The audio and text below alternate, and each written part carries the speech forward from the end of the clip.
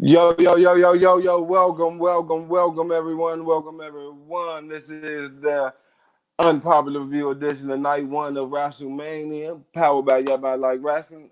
I'm your host, the Willertine Dream, and I have the motherfucking executive asshole slash consultant, Chris Hurst, on with me.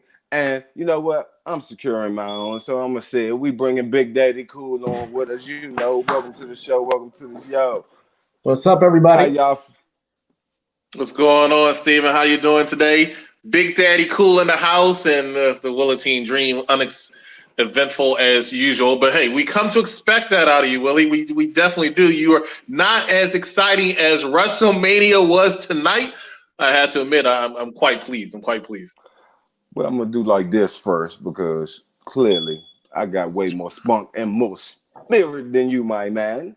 And I'm going to say that it actually was a good WrestleMania. Night one, it exceeded my expectations. Charmaine, no, you didn't. I only was wrong about one match tonight, so no, you didn't. Hey, Drew, how you doing, Charmaine? Just had to let you know, baby, you did not win night one. Dream only had one match What's wrong. going on, Mike? All right, Big Daddy Cool, how you feel about the show? Night one. I posted this earlier in the Yep group. I mean, I was happy to have any show, and the show really didn't disappoint. I mean, I managed my expectations, so I wasn't expecting, regular WrestleMania, but this did not disappoint, and that last match certainly surprised me. What about you, Mr. Executive Consultant? How did you feel about night one? I mean, it's always better to watch something going in with low expectations. I knew it was WrestleMania, I knew it was WWE, but at the same time, we already understand what is happening and what's going on in the world. But unfortunately, this was even better. I shouldn't even say unfortunately, but the bottom line is when there were low expectations and it exceeded every single one of my expectations. Maybe this is why they've been putting on a couple of lackluster Raw and SmackDowns to get everybody warmed up for this. But it was very, very good from the first match to the last match. Last match we're going to talk about. I mean, what more can we say? But definitely enjoyed the night as a whole. I definitely would agree with you about going into it with low expectations and just having them to be exceeded at all from the start to the end of the night one. I would like to say there's no way that you're going to regain that championship even after night two because your picks was horrible. I don't think so. From what I'm being told, I'm like 5-3. So I think you're exaggerating No, what you're. I'll look no. at it later. I haven't looked at it, but also remember, there's 8 more. Wow, that's loud. There's 8 more matches tomorrow night. So don't count your chickens before they hatch, my friend. Don't count your chickens. I'm about to go do some stuff on Facebook and Twitter. Be back in 2 seconds. All right, sure. Then let's start out with the first match. What you thought about the first match, Steve? Very good. I mean, before we go into the first match, Willatine, I want to just shout out that intro. I thought the intro with AC/DC was fire. I thought it was a regular WrestleMania intro with that rock song. It started off really strong. I'm pretty sure in the vignette somewhere Seth curb stomped a crab. At least that's what it looked like to me. So I thought it started off real fire, and then you get pumped at that opening, and then you see the empty arena, and then you was like, "Oh, we back here." We just thought we was gonna get the epic entrance into the Mania with the crowd attendance number announced and everything, but well, hey, I know. It was a little disappointing, but it was good to kind of feel like that, with so many people hating on the show because it was going to be like an empty arena show and WrestleMania not as usual. Like to get that vignette in the beginning, that start, that intro was fire. Like it really pumped me up, and I was like, all right, we're gonna get this. It's business back to usual, and then we had the first match. I definitely agree with you about that, seeing Aretha, seeing that whole collage of America the Beautiful. Like, it took me back to like, okay, it's Sunday night. It's 7 o'clock. I mean, 8 o'clock, and Mania's about to go down. Like, I will agree with you with that. That started to get the excitement that's boiling. That's right. The juices was flowing. Yeah, the juices was flowing. We was ready. It definitely started that for me. I will agree. Yeah. Chris, are you frozen or? I think he said he had to do some Twitter stuff. Yeah, I'm back now. I'm back. Oh, good. Oh, very good. You talking about the intro? Is that what you're talking about now? I unfortunately missed the intro, but I guarantee it probably was good because they probably had that planned for a while, so it wasn't too much to change. That's why he still had the Tampa Bay feel, even though it was right here in Orlando. So you have to take that into account. Yeah, I mean, Pirate Becky is still one of my favorite Beckys, so just thought I'd put that out there. The Undertaker is now 25-2, I believe, in WrestleMania. Yeah, I'm sure Katrina is happy Becky won. Yeah, were you upset about that, Chris? I mean, I wasn't happy about it. Steve and I were actually talking about it in pre-production, which you missed, by the way. But the bottom line is that Shayna did not get buried. She'll win that championship eventually. I was a little thought the ending was a little anticlimactic, to be honest with you, but still, very, very, very good match between the two of them. It was hard hitting, and I'm shocked Braun won too. But no, I wasn't as upset as most people probably think I was that Shayna didn't retain. Mike Riz says, I'm hoping that Drew McIntyre walking out of WrestleMania 36 is the new WWE champion tomorrow night at WrestleMania 36 when Drew McIntyre steps into the square circle with to wrestle the reigning, defending, undisputed WWE heavyweight champion of the world, Brock Lesnar. And I don't think that's going to happen tomorrow. But hey, we did see a new world champion today on the SmackDown side, new Universal Champion, Braun Strowman. But we'll get to that when we go match by match. What was the first match of the night, Willie? I got you. I got you. It was Alexa Glad somebody did their homework. There you go. I took diligent notes. Yeah, that's cool. Willie's never prepared, so it's fine. It's all right. I got his back. First match was Alexa Bliss and Nikki Cross against the Kabuki Warriors. Okay. This was a good match to open up the show. I want to throw a fun fact out there. I don't know if many people know this, but Kairi Sane used to be a pirate. Oh, Tampa. Well, wait a minute. I forgot all about that. Definitely. They called her the air pirate, right? She was a pirate princess. Whatever.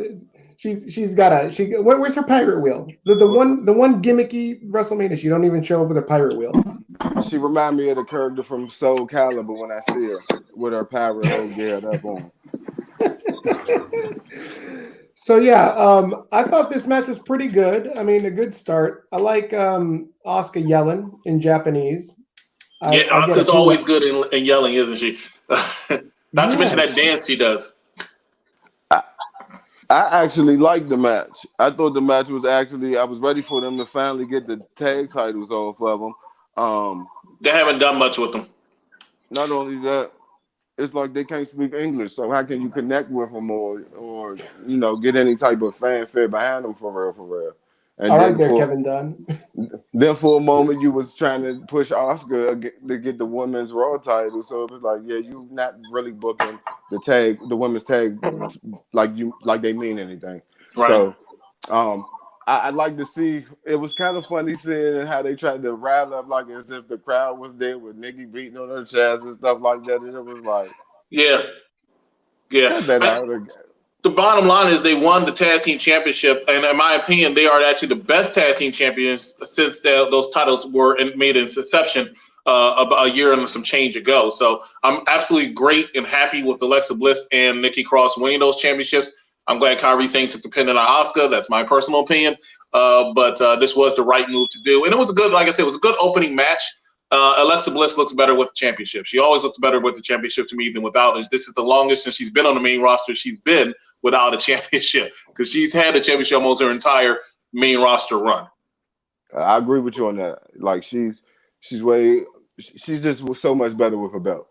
Yeah, no doubt. What was the next match of the night, Steven? The next match was Elias versus Baron Corbin. Your guy, Chris. Now this if any match I think was the downer of the night, it was this, and it was not because it was a bad match. Because honestly, the two of them went out, they had a pretty good match. This was Elias's, and anybody can correct me if they think I'm wrong, and it's perfectly fine. In my opinion, since being on the main roster, this is Elias's best match. Elias has not had that many good matches since being on the main roster. I know you're looking like that, but if you could name your top 3 Elias matches, I would love to hear it. I'll name you my top one, the one where he had with Cena on Raw way back when. What's going on, David? How you doing today? David, Big Dave Williams. Cena gave him a good showing on a Raw a while back. I want to say him and Dolph had a good match, or him and Miz, one of those. I want to say. But see, you don't really remember who it was. So at least Steven was able to say John Cena on Raw, so that makes sense. But you just said, I want to say him and Dolph. I want to say him and Miz. I'm not sure. So that for the fact of the matter is the man's been on the main roster for like 3 years now. And you can't really name that many good Elias matches. You know what I'm saying? So it's arguable, but this has been one of his best ones. And it was a good match. I just don't think Elias should have won. I think it should have been King Corbin. I think he took a couple of L's and he needed to get back on the right track. So I went ahead. I'm good. Thank you, Dave. But I would have had him win this one. But it was still a very good match. But I would consider this the weak part of WrestleMania Part 1, Night 1. That's why I think they actually let Elias get the win with a new kind of little retool, repush of Elias. You know, I think that's why they gave him the victory. Because like I said, this King Corbin gimmick is just... It's just run its course, and it needs to go back. Like, even his music was horrible today. Like, it didn't even go into... His music's the same. It's the same music. It was, like, the fact that it didn't go into the drop like it normally does, that was just horrible. Like, that's one of the best things about Baron Corbin. Like, and I'm going to be honest, during the match, he actually, when he yelled to the commentators, and you better be telling everybody how... Oh, the JBL. Like shout out to JBL for making a comeback tonight, too. That was good, you know, in ring match psychology. Like, thank you, Frank. Showing that, okay, yeah, I know it's not no crowd there, so let me play to that. So that was, like, to me, that was kind of one of the dope parts of the match in my eyes. I think Elias should have won because I see what they're trying to do with a little repush, a little bit of a rebrand with on the face side. Great, Jose. But other than that, yeah, it was. But what can Elias do from here is the question. So he got the win over. Hey, welcome Justin. Welcome Nerds of Wrestling. Good group. Joseph, UPR, and myself are both in there, so really good. Shout out to Nerds of Wrestling. I invited you. What can Elias do going from here? I mean, he could go a number of ways. I mean, he could fight for any mid-card title. He could. Sami Zayn. Yeah. I don't like Paul Heyman, Scary Charlie Caruso backstage at the WrestleMania 36 Interviewer Center. And I just wish that Triple H could fried Paul Heyman. Because honestly, guys, Paul Heyman needs to take a vacation far away from us, the WWE Universe. Hey, Mike, that was a bunch of poppycock. Like, the reason why we're getting a little bit as creative content from WWE during this time is because of Paulie Heyman creative juices. So maybe he doesn't want to see Paul Heyman on the screen anymore. Maybe he doesn't want to see him harassing Charlie. If you're not gonna have Brock on there, why not Paul Heyman? I mean, it kind of. Paul Heyman is one of the best to ever do it on the microphone, so I can't ever say I want to see Paul Heyman off the screen. He's the only one that can sell a match, even if you know how it's going to go. Spoiler alert. I thought it was awesome JBL came to WrestleMania 36 to work with Michael Cole at ringside. Corey Graves, for whatever reason, could not be there, but can do the promo kickoff show. I didn't get it. It's not much. I don't run a company, so I can't pick it. But Paul doesn't need a break. But it was good to hear JBL. I think he should have been on Raw because nobody wants to hear Byron Saxton and Tom Phillips. But still, really good to hear JBL on commentary. He's actually one of my favorite heel commentators of all time. Steven, what did you think of? Do you have anything else to add about Elias and Baron Corbin? The only thing I need to add is I knew Baron was going to lose the match. The minute he showed up with he's back to wearing T-shirts in the match. He goes to the ring to wrestle like I go to the beach with my shirt on. And then halfway near the end of the match, the dude takes off his shirt like Kurt Angle used to like take off the straps like he meant business, only to reveal the man's got another undershirt under his shirt. I didn't even pay attention to that. Like the guy's got a shirt under his shirt. Like why are you wearing a first shirt to begin with? Like, my man, if you worried that you looking fat, arguably Frankie, come on, own it. Otis owns that he's fat. Otis owns it so much. Otis owns it so much. His shirt cuts off right where his belly button begins. So he definitely, and that's going to be an interesting match, I think, tomorrow between Otis as well as Dolph Ziggler. What was the next match of the night of night one? Let's see here. What else do we have here? Trash match, even though I wanted Braun to win, but not like he did. How long was the match? 5 minutes. One of our co-hosts actually took a time of the match. It was 2 minutes and 11 seconds. Wow, and I thought it was a little longer than 2 minutes. But that's probably if you was expecting wrist locks and ankle holds and snapmare takedowns, that was not the match. I agree. When you saw Braun Strowman and Goldberg, which was a last minute match, mind you, okay, but if you saw Braun Strowman and Goldberg on the marquee, you knew that match was not going. Even JBL said at the beginning, he said, "Don't blink. These two don't get paid by the hour." He said that at the beginning of the match. He already knew. Brian Saxton, shout out to the former GM because I haven't seen him forever. Byron Saxton's jacket was a nightmare, worse than Renee's commentary. Oh, I disagree. Byron Saxton's jacket was bad. I gotta that touch was fire. I gotta get to fire. Renee commentary has gotten so much better. That's the best Corbin had for Mania, apparently. But the match wasn't bad. I still have to stress that. So the next match was Sami Zayn, Daniel Bryan. Was that it? No, it was Shayna versus Becky. Shayna versus Becky. Bailey came in with not Bailey. Becky came in with her truck, right? Her semi. She came driving. Listen, showing she had her CDL. Listen, WrestleMania is a big show with big superstars. You started off with Gronk, and here taking Becky to the ring is Optimus Prime. So big superstars. This match here, Shayna versus Becky, was probably the most polarizing match of the night. A lot of hate on it. What were your thoughts, Willatine? It was definitely a good match. It was more like the same ending she had against Ronda a year ago. So that was like, okay, blah, yeah. She didn't dominate the match like Shayna. Shayna belongs up there with the big girls. I'm just gonna be 100. There was no way Becky go from this past year of being super hot, having all the heat on her, to lose at Mania where it wasn't able to be a big build. It was not gonna happen. And I don't blink.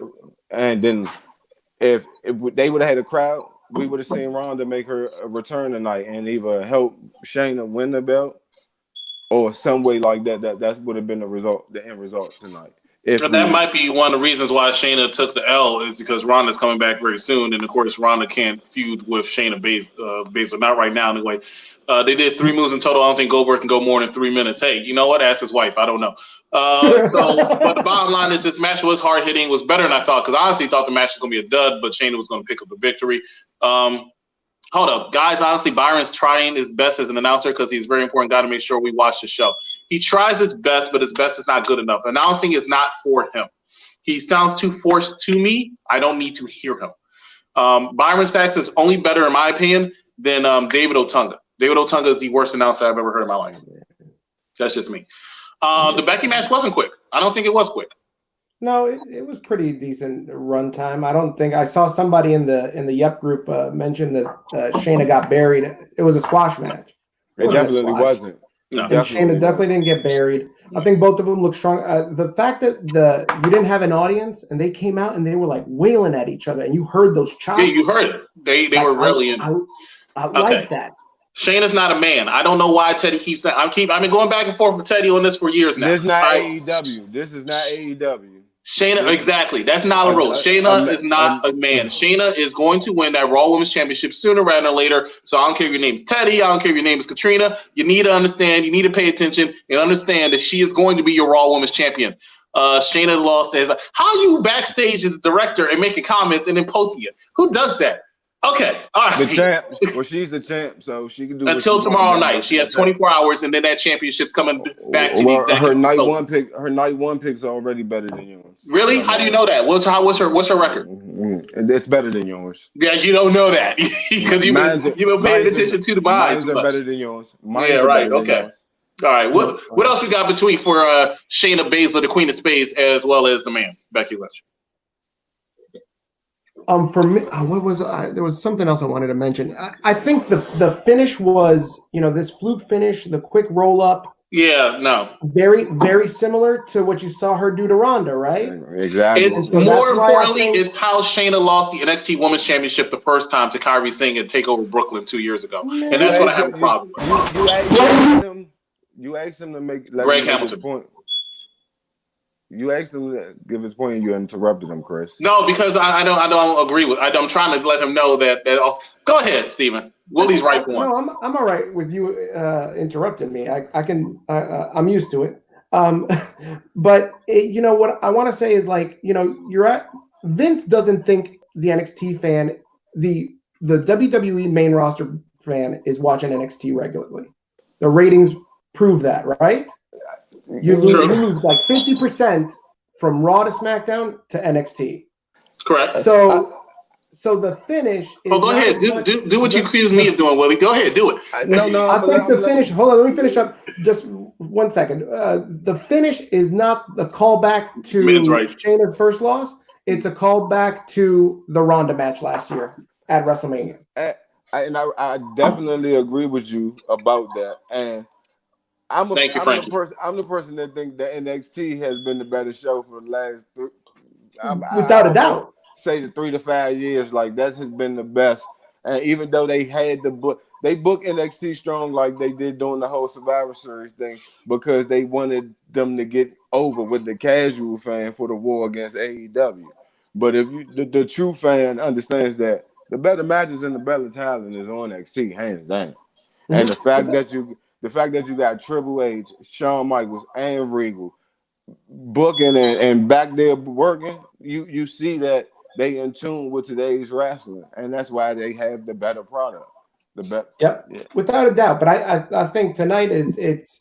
I wouldn't be surprised if you see. Why is this comment still up there? What is up to the director? Do your job. Thank you. Putting herself over.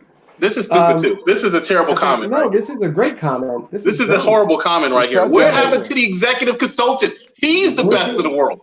Elvis is not here. Your number one fan, Elvis, is not here yet. Nobody pays. Hey, let's not speak him up, okay? Please. She's up by 1. Tomorrow is done. Tomorrow's done for her. I wouldn't be surprised if we see Ronda tomorrow night. I'm 7-1. Monday night. You're what? I'm 7-1 with the production so far. So how are you going? What kind of bull crap you going to speak if you win? What'd you say? That means you take the title from Katrina Storm, not the man known as Excellence. I guess at least one of the great ones have it. It doesn't matter as long as you don't have it. Please understand that it's only a matter of time before that championship comes home. You would be. That's what I'm talking about. The bottom line is I was happy with the match. I was actually impressed with the match. They put on a better match than I thought. However, I was not happy with that ending. Basically, and we all know wrestling is scripted and stuff like that, but Shayna looked like she could easily lift up a left shoulder in that match. So I didn't like that pin. And it was a little too, I hate to use the word fake, but all she had to do was go like that. I mean, it wasn't any pressure on it. Jose, I'm going to keep it all the way funky. Who I think will win the NXT Women's Champion? My pick, I'm going with the Queen. It's going to be Rhea Ripley. Unless we have something else to talk about with this match, let's go to the next one. Would you like to make a wager on that, sir? Right here. Yeah, my championship that I'm going to win tomorrow. No. Let's make a wager that if Rhea loses, you have to. Hold on, I can't see Steven anymore. So for the record, even though Michael Cole works alone on Friday Night SmackDown on Fox by himself, I messaged Paul Triple H via Twitter. He will try to get back to me on Twitter because I can help Michael Cole at ringside on Friday Night SmackDown on Fox. Mike, I hope you get to be on there, and I hope you get to plug unpopular reviews. Chris Harris, do you feel that like the Kabuki Warriors are going to break up come Monday? If so, what does that do for Asuka? No, I don't. But if it does, that puts one of them on SmackDown while the other one stays on Raw. So if they split up, understand that it's going to be affected during the Superstar shakeup. I like how you tried to just get away from this bet that I'm actually. I said after we talk about WrestleMania, we can discuss a bet. Oh, all right. We can even do it online. We can do it on the air. And it could be if Becky Lynch. I'm sorry. We'll talk about it. We'll talk about it. I got you. I already know how you're going to lose and how you're going to pay homage to the man. Chris, you'll be the best in the world if Brock wins. Okay, well, in that case, I'm already the best in the world because Brock's going to win tomorrow. All right, so go ahead, Steven. I'm sorry. Willie goes off on a tangent. I just wanted to say that Kabuki Warriors comment. I think, there's a lot of rumors going in that Kyrie was going to, leave WWE. And, knowing that going into this match and seeing them lose, I thought it was really disrespectful that the fans in the audience didn't applaud, Kyrie for this being her last WWE match.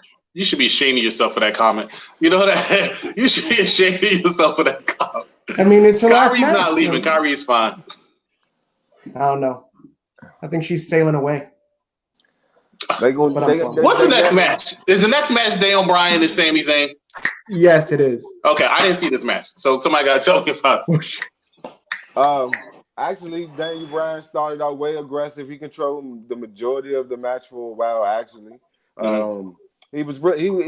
I wondered if something happened. I guess before they went out there, because he kind of was unloading some shots on him, not pulling them back. Like it was a couple times.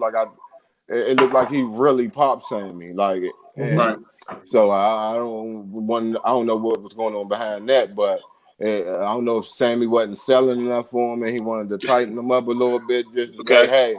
But it was a good match, and I ain't gonna say decent match. It was a good match. We got the interference from Nakamura and Cesaro. A lot of interference. It definitely turned the tides of the match. They worked the angle, tried working the angle with the commentary about Sammy not being touched in so long, and the guest show why Daniel Bryan was saying his endurance wasn't as good, or Sammy was tired. They didn't sell it good enough to me, but it's like I said, it was all right. Poppy Jamon. It was everything I expected other than Daniel Bryan not walking away with the title. That's Hamon? Yeah, that's Papi Hamon. Do you know that because he's from New York? Is he from New York? Is he going to Europe in a second? Because I'm Latino.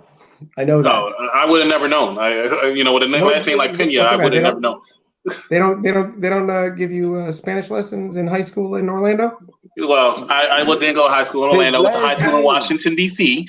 And yes. His last name. Oh no, don't disrespect my city like that, Chris, because I knew he had some type of Latin in him from his last name. That's right. I just said that. I said I did not know because his last name was Pena. That's right. Clearly, I knew he was Hispanic. Well, I'll let you know that also the ladies that I've been with also have had a little bit of Latin in them. Oh yeah. Can somebody stop this man in his Jerry the King Lawler jokes? Do you know if they ever had a little bit of black in them? I agree with you, Danny. I agree. Who knows, probably. Hey, Steven, try to pronounce Danny's last name here. Oh, snap. That's Danny Zaccarino from those Snickers commercials where he's that's also false and wrong. I don't even know where you see an R. He's in those. Remember, it's like, hey, it's Pete Zaccarine. Storm. That's him. It's that Shayna didn't win. Sup, guys? It's the technician. Why do you have Katrina's name? Yeah, Katrina, why'd you even approve that? Take your name back, Tina Turner. What's going on here? Pissed that Shayna didn't win. The technician. But you hear how you hear his promo? Pissed that Shayna didn't win. Sup, guys? It's technician. Pena is a Spanish name. I know that. I was being sarcastic. Oh my God. I knew Steven was Hispanic. Jeez. Si se puede. Vic and April aren't the only Latino. Originally from Brooklyn, so he is a New Yorker.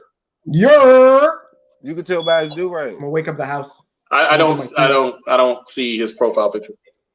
Wow. I wanted to say something about. Can we get more DC people in here? Can we get more DC people? Anyway, Chris, you didn't see this match, but I know during the coronavirus thing, everybody is struggling, and it's obvious to me that Sammy is struggling for a barber. This man came out, and his hair was a disaster. There we go. Chris knows all you about just that. open up the floodgates. Chris knows all about that. Willie was about to have an orgasm right now. Willie was about to have an orgasm. The struggle. All you said was barber. Do you see all you why said was barber. Do you see why he got his screen like that, cutting off the top of his head? Oh no, Guys, I have been a fan of Sasha Banks since 2014. I Don't have try a to strong skip this feeling up. that Sasha Banks He will be does the new not SmackDown want Women's our Champion viewers to after see tomorrow how night at fucked WrestleMania up 36 his Night 2. shape up is and his goatee. Chris got the Hey, pedophile goatee right now. hey, I just grew this back. Thank you very much. I'm sorry for Sorry, you. I wouldn't admit that. why are we highlighting yours? Sorry, Stephen, for Willie being rude and interrupting you again. I mean, the man is he's out of control. Oh, He's out of control. No, I finished my statement. I just wanted you all to know that Because him and Sammy got the same thing in common. The coronavirus. But Go guess ahead. what? Are you going to eat your microphone? Are you going to eat your microphone? That's why I wanted you to. Are you going to eat it? I just want to make sure they hear me say this. Okay. I don't know what match we're up to now because Willie took us off track. You know what I'm saying? That's what he did. Willie went off on a tangent. We're up against Chris Hairline. Roll a blunt. Versus roll a blunt. Listen to Chris. He's not being PG tonight. No, I'm not. Go roll a blunt. The next match was Chris Hairline. Steven, you're leading the show, Steven. I'm letting a guest lead the show because Willie doesn't even know where he's at right now. So I'm letting. Jose says you're right about Sammy's hair. What's the next match of WrestleMania Part 1? Right? It was like all a mess. Poor Sammy, man. They're gonna need to bring back Brother Brudai as Brutus the Barber to help him out there. The next match was the New Day versus the Usos versus Miz and Morrison. Hey, right. Ho ho. Miz and Morrison. Hey, ho ho. Miz and Morrison. Hey, I thought that was cultural appropriation at first, but then when I watched it, it was fucking hilarious. It was funny. Miz is very good for being corny, yet making it funny. This was honestly a very good ladder match. Very good ladder match. It was very good. And it makes me sad because I want to know what they would have done. I would like to know what they would have done if we no, I'm not. Take that comment off, please. But what they would have done if we had to, I'm a Big Daddy Cool fan, if they were in front of a live audience and if they had all 6 members in that match. I think it could have been on par with the Hardys, Dudleys, and Edge and Christian. Agreed. I really do. That's one time I would probably only agree with you tonight, the executive asshole. That match would have been probably 4.5, maybe 5-star match of the night if we was at the same venue. You know, Kofi got his Mania spats. Man, what, Katrina? Then how John Morrison do when he in a ladder match or a chamber match. He always shows up and shows out. I think that would have probably been the candidate for. Well, I already said that was like in my top 3 of the matches of the night. But it would have been hella better. Really? Had they had the entire all the teams, and if the crowd if it was in front of a live audience, because that dictates the spats and stuff you try to do. So hey, ho. Katrina, let me ask you this question then. Do you believe that this was one of the best matches in the night? Good match, not the ending though. I thought the ending was very good and very creative. It was unique, as in we've never seen it before. All 3 members got the championships down, and then John Morrison was able. And that was a tough spot at the end.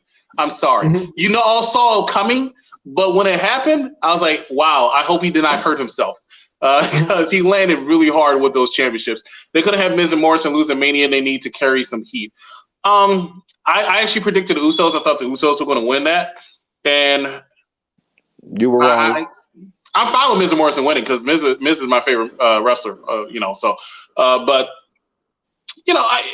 any team except for the New Day, as far as I'm concerned. New Day, in my opinion, when Xavier Woods comes back, they need to split up. I think it's time. They've been together for 6 years now, and it's time for them to go. Another good match, that triple threat ladder match. It was a good match. I definitely thoroughly enjoyed it.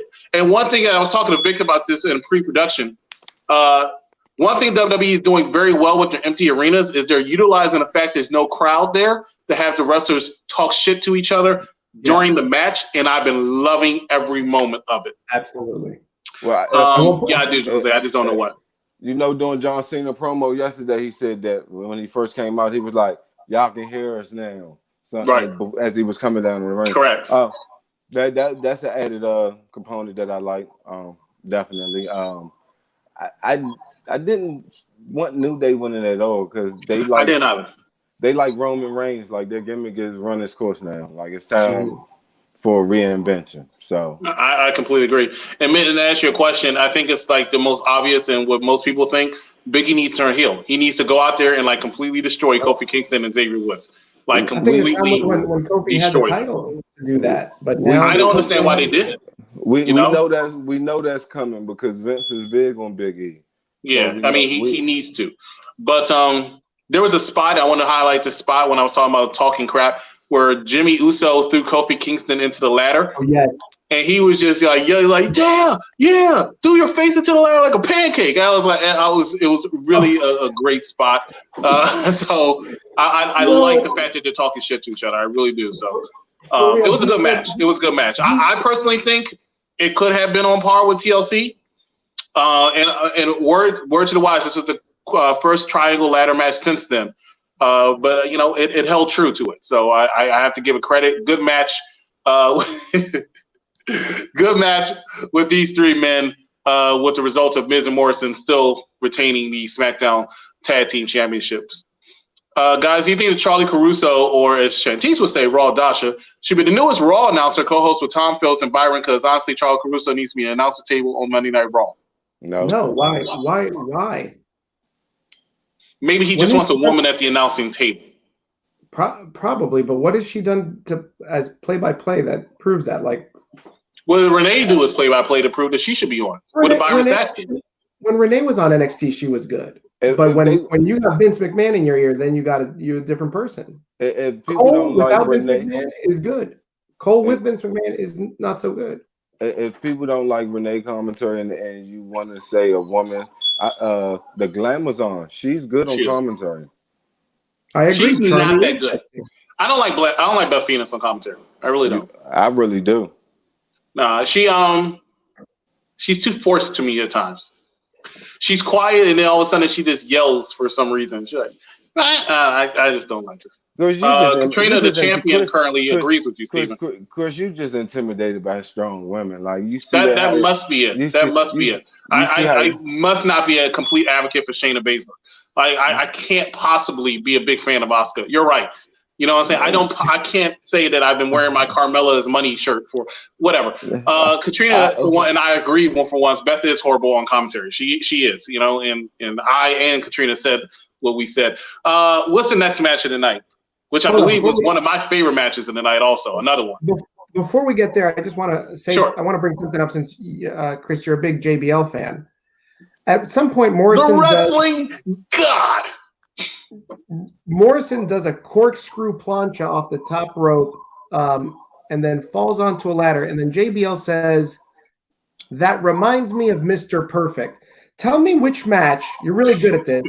Tell me which match Mr. Perfect was known for doing corkscrew planchas.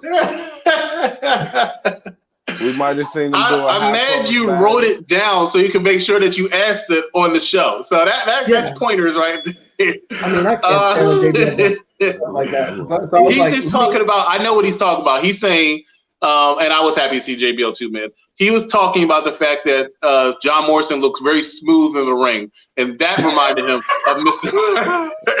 That reminded him of Mr. Perfect because Mr. Perfect looks smooth in the ring. If that's what you got from it, Chris, well, good try. Good try. There you go. Hey, shout out to Kurt Hennig, one of the greatest Intercontinental. Hey, speaking of which, in a week or two, we're actually having a Best of the Intercontinental Championship episode of Unpopular Review, so you want to tune in. More of this, more to come. Big Daddy Cool, exactly. What the F was JBL on? This was from Abraham Poppy Jamon Leon. Oh, Jesus Christ. If you're going to say his name, say it right. It's Poppy Hamon. I'm not the only daddy in the room. Abraham, why don't you tell us who's right, which is most likely me because I'm never wrong. What's the next match of the night, Steven? You're out. You're being flagrant right now. Match number 6, KO versus Seth versus CrossFit Jesus. Oh my God, he just said that's a botch. CrossFit Jesus, Seth Rollins, the Monday Night Messiah. Rest in peace, Mr. Perfect. This was another good match. This was a show stealer right here between the two of them. And they want to talk about crap talking throughout the whole match. These two had it perfectly. Great storytelling. And this was one of the matches I was truly not looking forward to. You know, I thought the storyline's been going on too long. It's been much of the same crap, but they drew you in and made a match. And I remember when Seth Rollins actually got himself disqualified and Kevin Owens was daring him to come back into the ring. Okay, he's right. Big deal. And Willie was like, what happens if Seth loses now? And then them chair shots, some of the most lethal chair shots I've heard, because they sounded like gunshots when he just slammed it into the back of Kevin Owens. Yeah. And then Kevin Owens going to the top of the WrestleMania sign said, how about this for a WrestleMania moment? They definitely made a If you didn't think you were going to get a WrestleMania moment because it was in a performance center, WrestleMania PC, as Shantice and other people have called it, you got a WrestleMania moment. Him standing on top of that WrestleMania sign and then just falling onto Seth Rollins, and then Seth Rollins selling it by heaving like he was dying, and God forgive me for saying this, like he had the coronavirus after, was amazing to see and hear. Amazing to see and hear. The first time you're going to say that during a match. Right, tonight. Because it happened later during the Boneyard match, so I am going to mention it again. But and Willie's doing what he does best. It was a great time, a great match. I enjoyed it. Matter of fact, when this is over, I'll probably go back and watch it again because it was that good a match. Shout out to Kevin Owens and Seth Rollins. They put on a hell of a match out there in front of absolutely no one in the crowd, but the millions watching at home. So I got to give them a salute, because they're one of the reasons why I said this actually did feel like a WrestleMania, between that and the triangle ladder match. Willie, what was your thoughts on this match when you're finished with your duties? Hands down, when they restarted the match, it gave me that old, you know what, this shit ain't over. Come on back, like. I agree. It actually made me feel like my pick was about to be wrong, because I thought like somewhere it was gonna be some type of outsider interference that caused KO to lose. So that the way it ended after the restart, that definitely shocked me. The quality of the match, hands down, was at least full. Like in my book, it was a great match. It was a great match. Not only the shit talking, but that was the WrestleMania moment of the night. Him on top of that screen, and I thought we was not gonna get one of those. I definitely thought we was not gonna get one of those. So the fact that we got it, and it was on that match, yeah, fucking A. Oh, and that was one pick I got right too. I have to adjust myself. There we go. No, I just wanted to see that. Put it back. I can figure it all out. Right, so cool. Next. Well, let me. You gonna completely skip me? Steve, that's where. See, that's where. That's here we go. That's where his. I meant next person, which was Steven. No, you I didn't. meant next person. Okay. No, he didn't. He No, I tried to clean didn't. that up. No, I did not. No, I did not. He is absolutely right. I really didn't know you didn't go. I thought you went already. Steve, don't let him get away with it. That is. Mitten wants to know how it tastes, man. Mitten wants to know how it tastes. Mitten really wants to know how it tastes. All right, I just said I didn't do it. Katrina just had to do that. Exactly. I don't understand. Hey, let me explain. There's 8 of us here in Unpopular Reviews, but for some reason, everybody likes to point out when I'm wrong. Like, why can't y'all point out when anybody else is wrong? Why y'all always gotta point out when the executive consultant is wrong? Because he's right all the time? You know what I'm saying? Because he's the man, he's the champ, he's the first ever Unpopular Review champion? Is that why? Because he usually knows what he's talking about? Is that why y'all hate on the man? Notice Steve, hold on, Steve, before you say anything. This is what I want our viewers to do. Everybody in the viewers right now, and please comment bullshit, because that's what he just. Nobody's going to. You're not The Rock. So nobody's going to listen to that. Nobody's going to put that on that. Nobody's going to type that. Who do you think you are? Do you think you're the people's champion? Do you think you're the people's champion? You're not the people's champion. I don't even, like I said, all the viewers, everybody. Y'all just smelled all that bullshit that perfumated from his lips. You know what they can do is they can smell that loud that you're rolling. That's what the fuck they smelling right now. You know what? Know your role, bro. Know your role. I need our viewers to viewer participation. That's what I need y'all to do. They're not doing it. No, they're not doing it because no one is going to do that because they understand that I am the executive consultant. Your opinion of the match. It's all right. I like your banter. We have no banter. Steven, I am so sorry. I like that you guys are going back and forth. That's what Steven, go ahead, Big Daddy Cool. Go ahead, Big Daddy Cool, and tell us your opinion of this match.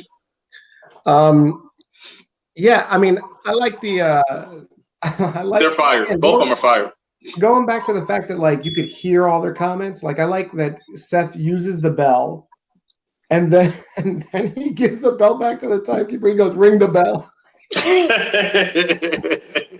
This guy, and then the match restarts, and I really didn't expect. Like I expect Seth to do the crazy spots, but again, he's the heel, so I guess he wouldn't be doing that. But I didn't expect this spot from KO.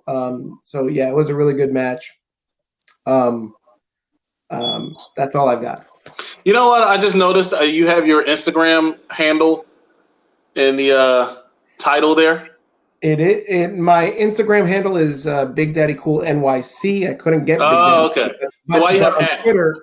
But on Twitter, I am at Big Daddy Cool. So you have your Twitter handle on there. So That's right. Anybody who wants to get to know Big Daddy Cool, you can easily follow him on Twitter. Down there at the bottom where his name is. Yes, we did do Sami Zayn and Daniel Bryan. We're about to do the Universal Championship match. But anyway, so at Big Daddy Cool, and his Instagram is with NYC in there. I don't know why he reps NYC so damn hard, but whatever. Because it's a great city. It's a city full of crap. All right, so what's the next match for WrestleMania Part 1? Before we get to the next match, there was a break in between, and so R-Truth joins Mojo McMichael, Gronk and Mojo McMichael, and he's talking about how he needs to hide because he can't go to religious functions, picnics anymore because he's got to be in hiding from being the 24/7, 365. What's second of all?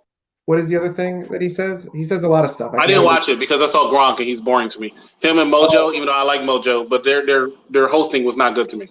All right, so let me recap. So Mojo elbows Truth, and he tries to get a pin. He gets the 2. Mojo breaks up the pin, and then Mojo takes the pin, and then Mojo becomes the 24/7 champ.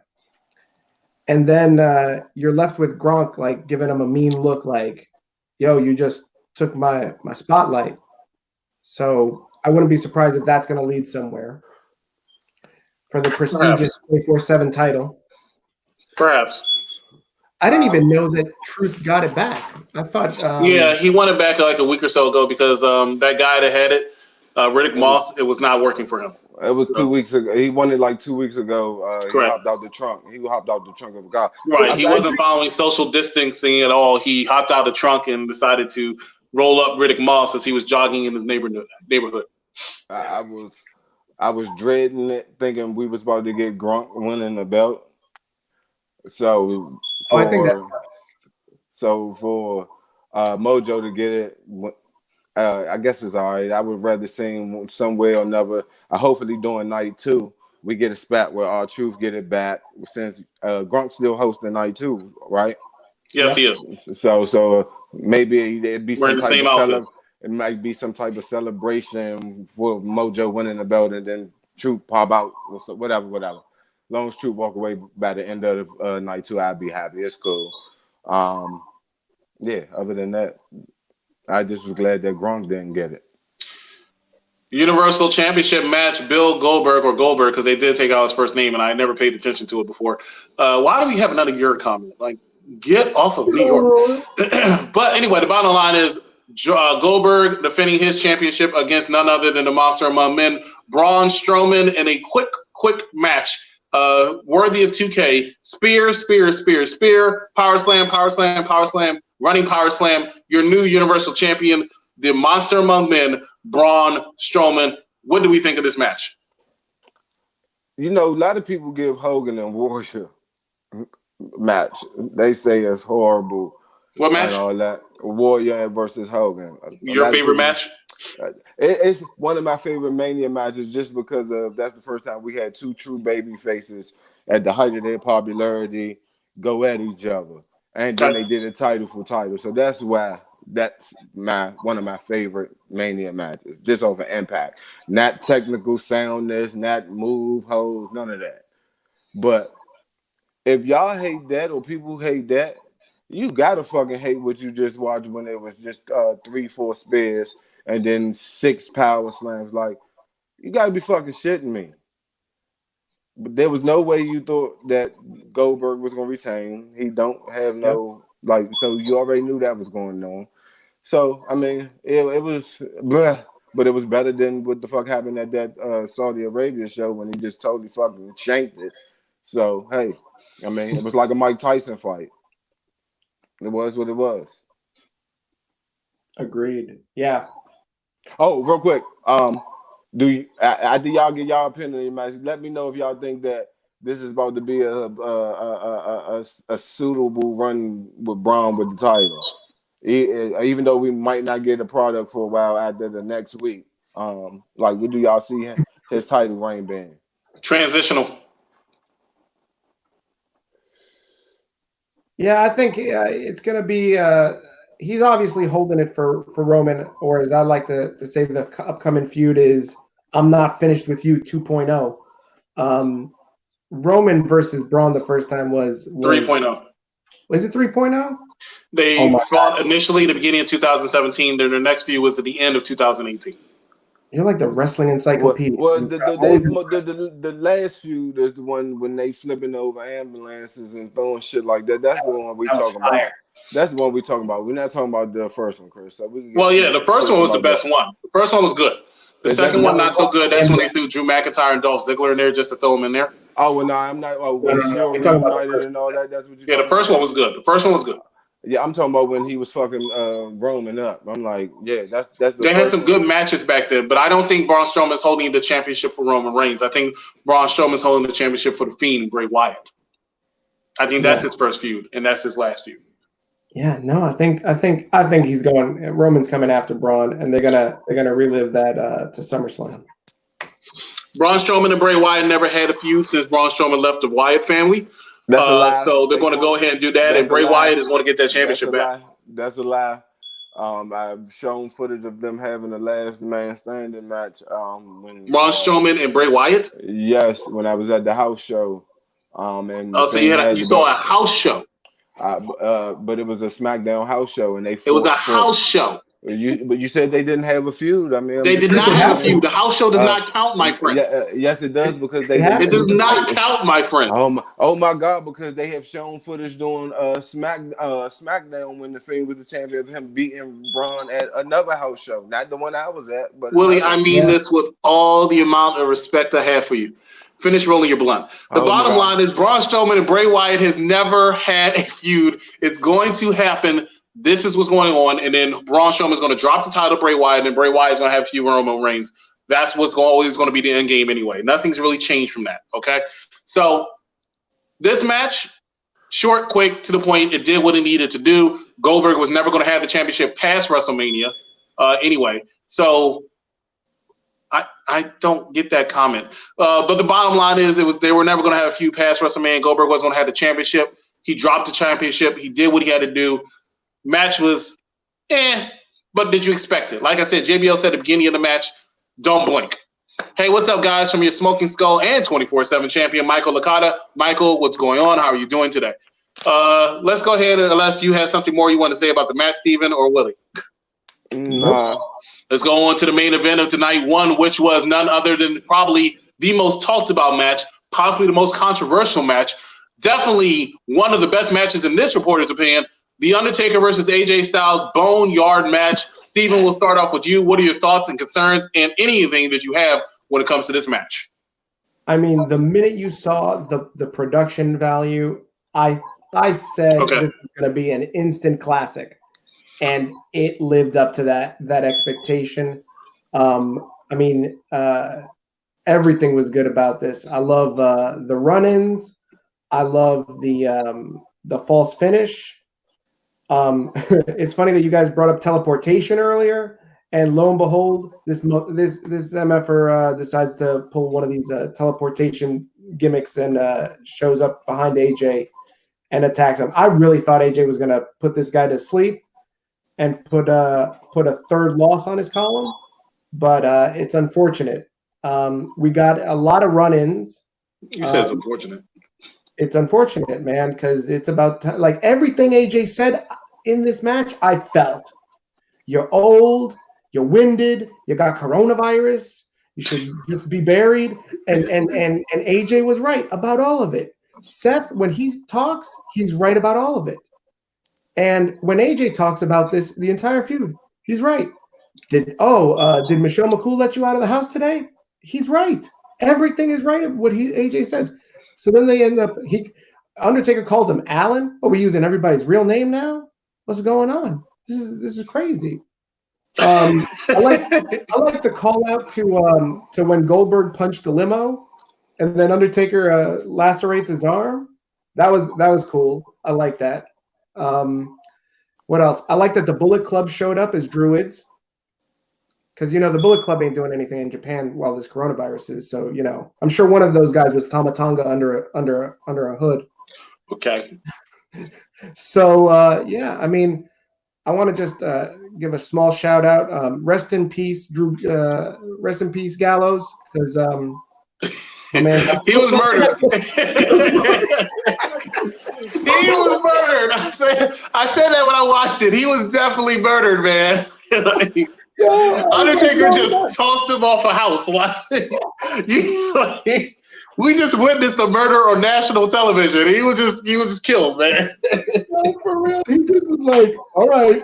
I was like, no, not good, Brother Gallows. Oh my God. He was tossed him off. It wasn't even dramatic about it. He just said bye. He's like, this is what you do with your screen time. This is what best tag team in the world, my ass. Oh, okay, all right. And then he threw AJ off the barn and then onto the fence. And in probably the best smack talking the Undertaker's ever done. He says, "What's my wife's name?" He said, "What's my wife's name again?" And then he goes, "How old am I? How old am I?" I gotta watch that one too. That was great. That was great, man. The smack talking during this era. This is the best part about the coronavirus era is the smack. Oh God! Hold on. Did you call it the coronavirus era? You gotta stop. You got, Yeah. Ladies and gentlemen, the views and opinions of one Big Daddy Cool Stephen Pena and the Willatine Dream do not reflect the views of Unpopular Reviews. Yep, I Like Wrestling, or anything else that we're affiliated with. I gotta always make sure no coronavirus era. Oh my God! That's not that flagrant. This is the coronavirus era of tapings. It's gonna be like all right, okay. Of these shows. It's the coronavirus era. What else was there? It was a lot. This match was not short. It was a lot of stuff, and it was just great from beginning to end. Like amazing, just amazing. Willie, what are your thoughts and opinions when it comes to the match? Well, when I first heard about it being a Boneyard match, not knowing if it was gonna be in the cemetery or if it or no holds barred, whatever, not knowing that at first, I just was like, okay, kind of wondering, like, what is it gonna be? So when it first started, I go, holy shit. I went holy shit from the way it was shot. It was giving you that horror movie feel, horror show type of shooting. And so, like I say, you get WWE time to perfect something, they gonna do it. Yeah. And they done took definitely that deletion compound match from Matt Hardy. Even when they tried to do it with Bray Wyatt and Randy Orton, you can see they had time to fucking work on it. You can see they had time to fucking work on it. The match was great. The match was fucking great. You from the talking shit. It was like from that alone. Like how much of that you normally get out of Taker? Yeah, and that's why it worked better for him to have the American Badass gimmick to come back with it. And you see you see why he one of the fucking great ones. Like you see it, like the hands down, like to be limited being mobile wise, still to put on. That was to me the match of the night, and then I'm gonna get that. And I say that as far as the roller coaster it took you on while you was watching it. Yeah. when the last time is that happened? Like you didn't went on being high, then low, then back high during the match. No, That's man. for No, me. It's man. been a while. No, man. I won't say And this is the so best match of his career. I would say it's up there, but I'm nowhere near his best match. I wouldn't put it in my top 5. I would never put it in my top 5. What's his best match in his career? I His wouldn't best say match his is against career. Shawn Michaels, WrestleMania 25. Wrong. It's this one because he didn't take 20 hours to get to the ring. Oh, here we go with that crap again. All right, here we go with that crap again. That's not part of the match, Steven. Even though he didn't, no, it's part of the match. He literally buried somebody here, but didn't he physically buried somebody, but he didn't bury AJ Styles. AJ will have a career after this. Speaking of the burial, all the other times. Speaking of the burial, shout out to Willie, who as soon as it happened, he put in the chat room Spartan kick when the Undertaker kicked AJ Styles down into the whatever you call it. I forgot what it's called, the crypt or whatever. Top 3 by Abraham. But this match was very good. This match was very good. The only downside of this match to me was the fact that when the Undertaker rode up on his bike, I really wished it was the old Undertaker American Badass music, not this new one that they had going for him. I didn't hear you. What'd you say there? But it was still really, really good. It really, really entertaining. The smack talking throughout the whole match from Undertaker and AJ Styles was really, really on point. So I enjoyed it. I mean, the story. I'm always about stories when it comes to wrestling. The story it took, and we didn't have any commentary. Keep that in mind. We did not have any commentary because Undertaker and AJ took the commentary themselves. I have to give you all the credit in the world for mentioning the thing we said. How old am I? What's my wife's name? It was good. It was very good, and I just enjoyed every minute. Again, I'm gonna watch it again when the show is over. Shout out to these two. Shout out to WWE for giving us a credible event, a credible matches. Definitely for during this Corona era that we're in, because we all know they're probably about to go into off season. I mean, let's just be real. They got a lot of flack, to be quite honest, from us, the wrestling fans, who said they should have postponed it, they should have canceled it, whatever your opinion of it is, whether it's right or wrong. They decided to go ahead and put on a show for us because it wasn't about money. People always say it's about money. It's not about money with Vince when it comes to this because they didn't make anything really off of this. No. So they put on a show and it was entertaining. So I will always give credit to WWE and Vince McMahon and Triple H and everybody involved for that because it was good. As a fan, if like I was saying on some of the groups, if you bitching about the product that's on, what if you didn't have nothing to bitch about? What if nothing was on, like the NBA, the NCAA, and all that? At least Vince, Vince lost millions of dollars. Correct. Millions. And you know what he could have did to even try to recoup something? He could have took the monthly free subscription away and made you have to pay for it just to see Mania. Yeah, you would have done it. Let's just be real. If he was hard up for money. So, like, I say to the fan that, oh my God, this sucks. No, fucker, you suck. Like, appreciate that you had at least you had something that you could sit in and bit your gums away to watch instead of being in the house by yourself beating your fucking meat. So that's what I say to the fan that got something to complain about. Like, Vince didn't have to do this. The superstars didn't have to do this, especially with this pandemic that's going on. They could have said, hey, we home with our families. Fuck y'all. Y'all want to wrestle? Go in y'all yard and do it. Fuck. Or guess what? Get the network, and Vince would have took the subscription away. If you want wrestling so bad, then pay for it, motherfucker. Instead of getting on the internet and bitching about it. And they got a lot of bitching from it. A lot of heat. Yeah. So, you know what? I mean, all together, WrestleMania was a really night one. We don't know what night two is going to be, but night two is loaded too. You still have Edge and Randy Orton. You still have Brock Lesnar and Drew McIntyre. You still have John Cena versus The Fiend. So, okay, Abraham. But the bottom line is, I mean, so tomorrow likely is going to be another go. The Firefly Funhouse match is going to look, I won't say similar, but it's going to have a similar feel to the Boneyard match. And I think John Cena and Bray Wyatt can do a phenomenal job too. So, what I'm gonna tell you about that match, being as though we just watched this Boneyard match. I'm gonna be honest. I wouldn't be surprised if we see a Cena entering certain rooms. He might be dealing with regular Bray Wyatt, or if the Fiend throw him to one room, then he might enter. Like Husky I Harris coming out. Creatively, what they did and how they shot the Boneyard match. I'm actually real live excited to see what this Fire Funhouse match is about to be. And like I say, I'm not a punk ass fan, you know what I mean? Where I don't understand, I don't appreciate, like it's taking them it took them some stroke to do this. Yeah, and it took some tweaking, and like I said, and I'm actually looking forward. I'm looking forward to tomorrow night. That's one of the main matches I'm definitely looking forward to. Because not to mention the NXT Women's Championship, the SmackDown Women's Championship. I mean, it's going to be a good show. It's going to be a good show. Speaking of the NXT Women's Championship, we have a bet we want to talk about in a second. But before we do that, let me do some plugs real quick. Ladies and gentlemen, you're watching Unpopular Reviews, powered by Yep, I Like Wrestling, Wrestlemania Night 1 edition.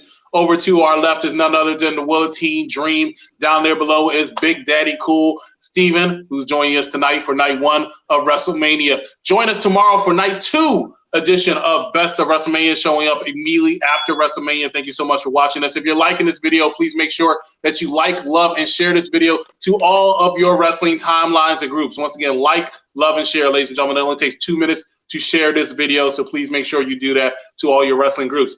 Make sure that you also follow us on Instagram and Twitter at UPR. Hello again, everybody. I am the what the hell? Once again, Instagram and Twitter, UPR, and make sure that you follow us on YouTube at Yep, I Like Wrestling and UPR, Once again, it's YouTube, UPR, as well as Yep, I Like Wrestling. Ladies and gentlemen, Monday night, join myself, the technician, and Katrina Storm as we bring you Unpopular Review Monday Night Raw edition, possibly the last Monday Night Raw for a couple weeks there, which we'll talk about everything summing up WrestleMania. On Tuesday, we have a big show for you, the Unpopular Review Montreal Screwjob edition. That's right. We talk about Bret Hart, Shawn Michaels, Vince McMahon in Survivor Series 1997. Hosted by the Bleep Decoy Stan Michael, as well as Hart's Shantice Bullock. On Thursday, we have Unpopular Reviews AEW NXT edition with the Mark Victor Rodriguez, the Bleep Decoy Stan Michael, as well as Hart's Shantice Bullock. And on Friday, we don't have a flyer for it yet, but on Friday, we have another edition. No, it's Friday. We have another edition of Unpopular Reviews. And this one we'll be talking more about the dark side of the ring. I do not remember what episode we're going to be on, but that's going to be a very good episode indeed. It's hosted by Katrina Storm, as well as two co-hosts of her choice. And on Saturday here at noon, once again, you have myself, the Willeteen Dream, and Shantice Harts for another episode, possibly the last episode of Unpopular Review Smackdown edition for some weeks. So definitely join us for those episodes. Willeteen Dream, you and I have a difference of opinion when it comes to tomorrow night. Wait a minute. Hold on, excuse me, before we go to the bet. You forgot to mention that Tuesday is part 1 of the Montreal Screwjob. Correct. There's apparently it's a multi-series. Well, they'll be talking about the things that led up to it, not the actual match. Okay. Just wanted to make sure our viewers had, proper information. Please. Thank you before I got fired. I appreciate that. Now back to our wager. And you let the technician know that we need to get rid of him. You tell him that, okay? And after he tells you a few fuck yous, I want you to come back and tell me if that was successful for you. Okay, so you and I have a difference of opinion when it comes to I have Bailey. I think I have Bailey winning that. No, we talking about. You and I have a difference of opinion when it comes to the NXT Women's Championship. Before you and I talk about our pick, Steven Pena, who do you think is going to walk out the NXT Women's Champion tomorrow?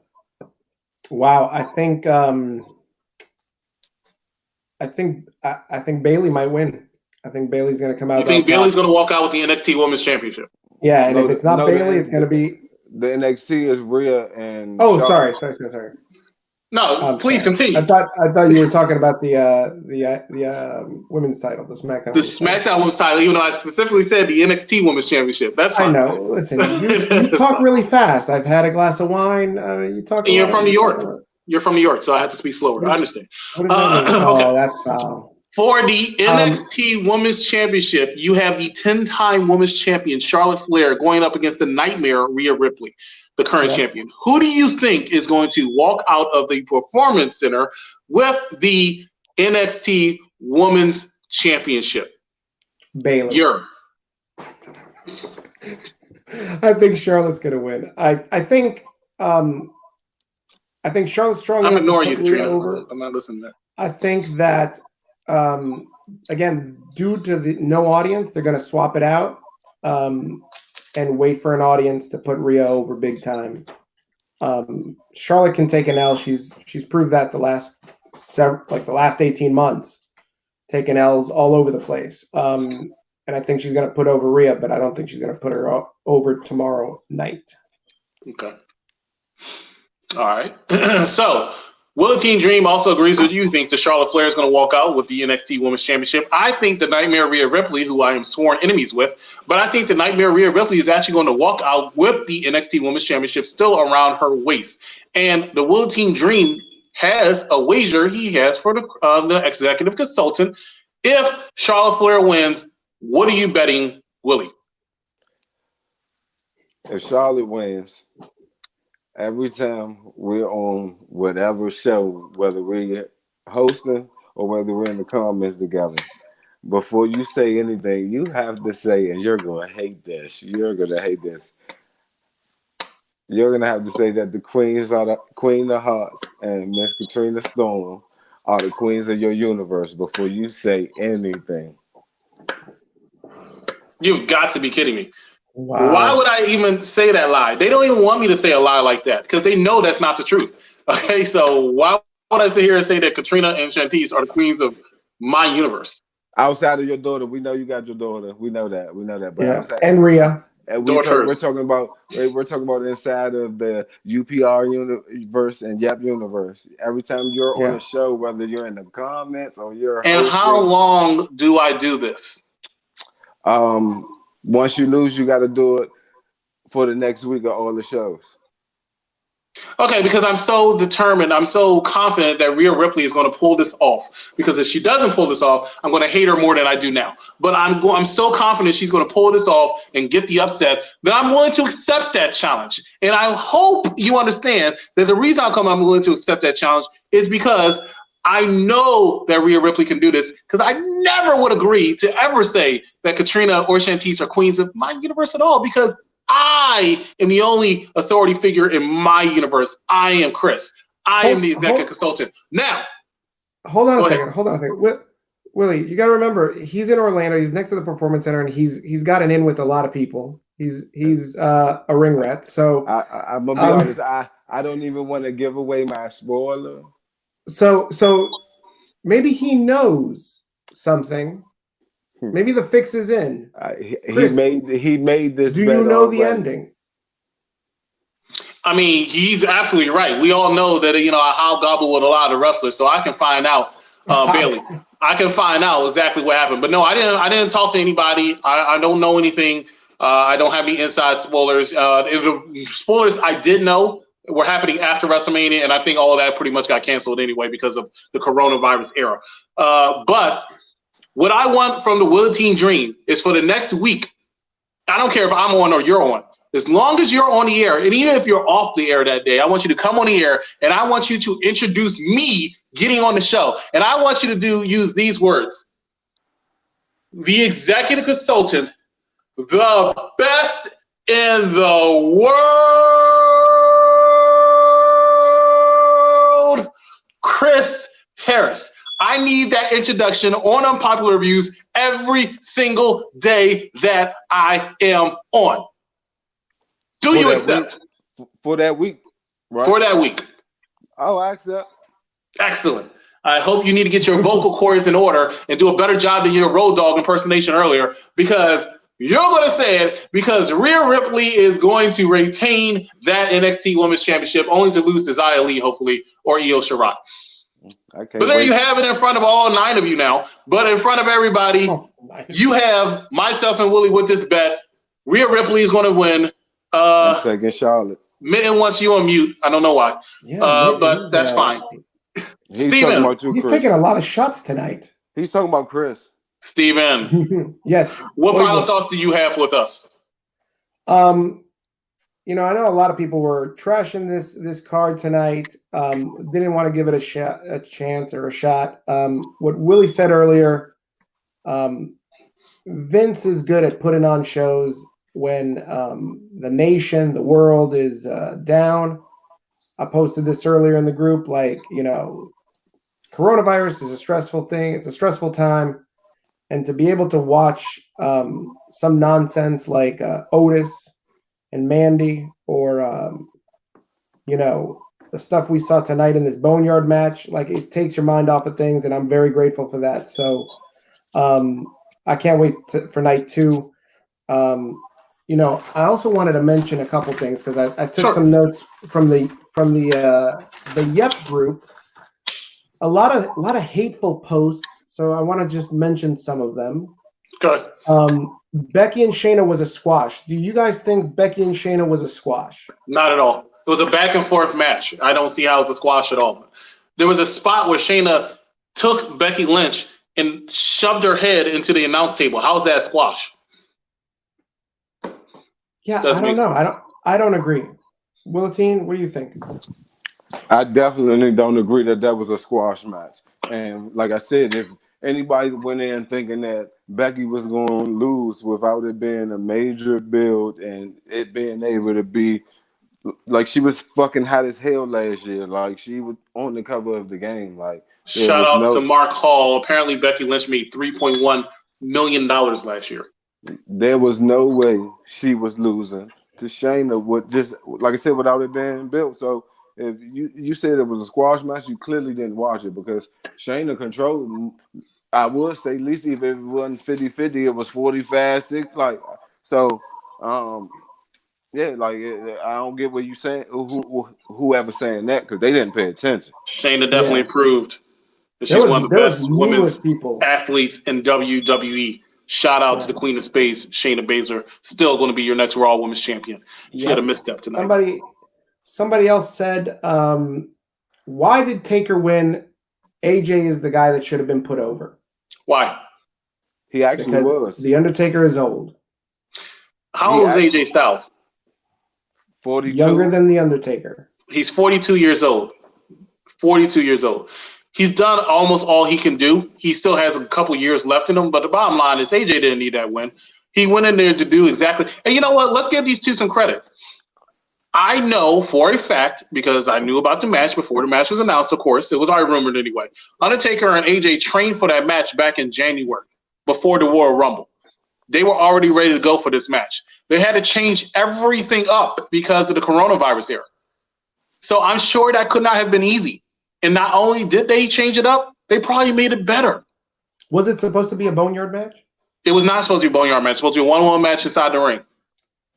Yeah. What people they trained at Undertaker flew into Orlando and trained at the Performance Center with AJ Styles for that match a couple weeks before the Royal Rumble. What people don't understand is he definitely put AJ over.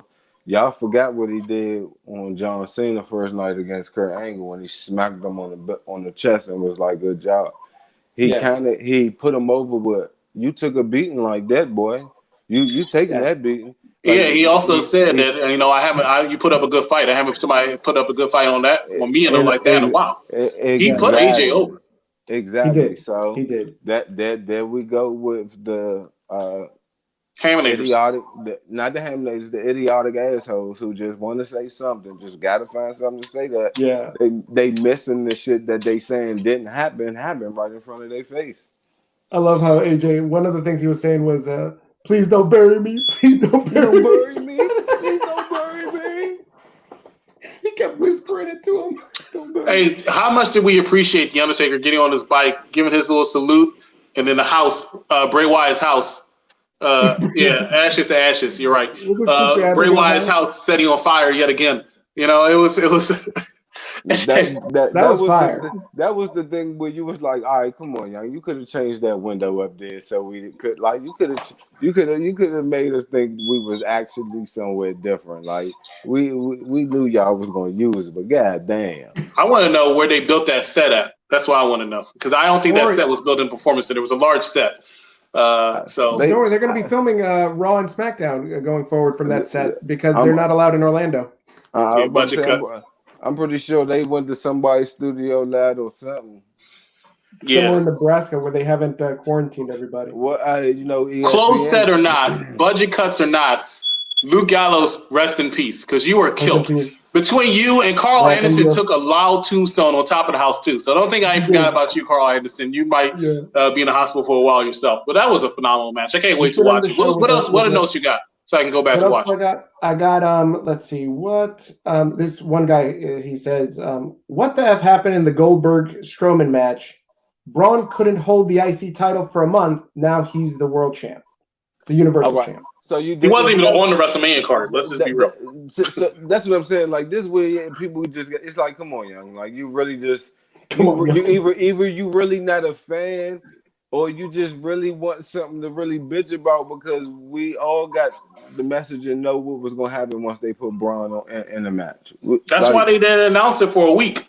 They still promoted Roman, even though everybody knew Roman was out. They announced on ESPN. They announced it everywhere but WWE TV. Even Roman put it on his Twitter. Because you already knew what it was. When Braun Strowman and Goldberg, you're like, okay, well, this is what it is. We're still going to give it to you because we have to give it to you, but there's not much going to happen. Those be the fans that just be like, all right, come on now. Now you just been a little bitch. And Goldberg took his butt whipping. Goldberg took it. Honestly, if you want to talk about anybody looking like they were weak, Goldberg looked weak in that match to me. Braun got him up, hit him with some power slams, and then said, hey, you nothing. Get up. Get up. And then at the end of the match, when Braun was celebrating, Goldberg looked tired. He looked wheezed out. He looked like a baby. Goldberg, I mean, come on. You know? And that's what pisses you off about WWE booking, because you have him beat the Fiend, who was fucking white hat, and then you have Goldberg look like an old fucking man. But don't get me wrong, it was decent. It was damn sure decent. Like it was decent, better than I expected. But we come on, man.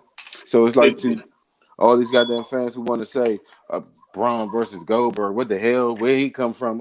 Clearly you weren't paying attention to what the hell been going on. Absolutely. And the last one I got is I don't know this referee's last name. Referee Jesse is really hot. Oh, the lady. Yeah. That's what I thought. She was really into that Baron Corbin Elias match. She's really nice. You know, I met her a few times, especially her last night on NXT. They did a special thing for her, and I saw her and had a conversation with her outside in the parking lot. Very nice woman, and very humble. So when you roll up to her on the parking lot, what's your game look like? I'm not interested in her. She's not my type. Not interested in her at all. He has none. When he's it'd be so crazy watching him like even have a banter with Rhea, because I'm not trying to talk to Rhea on that level. She's styled better than even I see the chemistry between you and I'm not trying to talk, but she's involved with an indie wrestler by the name of Action Jackson. We don't even care about that. It ain't even about you trying to here we go mac her or have any game. I'm not interested in Rhea Ripley. I'm not interested in Jessie Carr. I believe is her name. You be looking like a substitute gym teacher when you be talking to her. Keep drinking in your red cup. Ridiculous. Keep you drinking your red cup. Okay. And so the reason how come nobody gets to see your game is because you're happily married, and I'm really happy with that because I don't want to see you anywhere near anything like that. But I do not, and I've already admitted I don't have game. I don't have game. I go up to a woman, I say I'm Chris, and then it just happens. The magic happens. But the bottom line is, thank you so much, Steven. Thank you so much, Steven, for your time. Thank you for joining us. We're definitely going to have you on another episode soon. Willie, thank you so much for hosting this episode. We will see you later this week, I believe, for another episode. And I agree with that, gentleman. Ladies and gentlemen, thank you so much for watching Unpopular Reviews today. Make sure you tune us tomorrow for night 2 of WrestleMania edition of Unpopular Reviews. Hey, what a good job WWE did. Give them some credit. Give them thanks. For Steven, for Willie, I am the executive consultant, Chris, and we will see you tomorrow night. Thank you, and have a good night. Good night.